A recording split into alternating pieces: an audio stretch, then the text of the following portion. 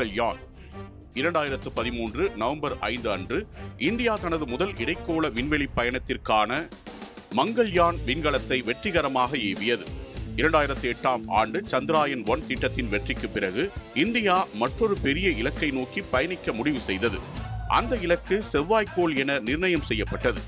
இந்தியாவின் ஆள் விண்வெளி தொழில்நுட்ப திறனை வளர்க்கவும், செவ்வாய் கிரகத்தின் வளிமண்டலத்தையும் மேற்பரப்பையும் ஆராய்வதற்கும் குறைந்த செலவிலான ஒரு இடைக்கோள் திட்டமாக இது உருவாக்கப்பட்டது.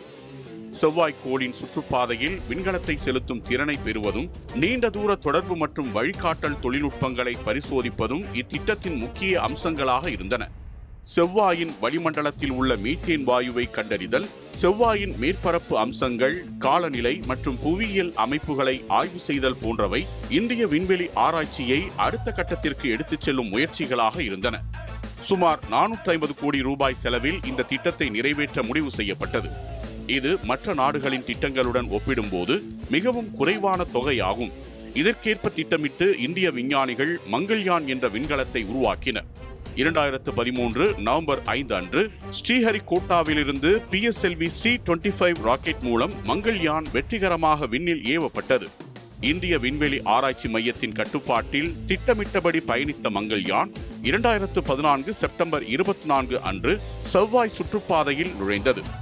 இதன் மூலம் இந்தியா செவ்வாயின் சுற்றுப்பாதையில் வெற்றிகரமாக சென்ற முதல் ஆசிய நாடாகவும், முதல் முயற்சியிலேயே வெற்றி பெற்ற உலகின் ஒரே நாடாகவும் சாதனை படைத்தது.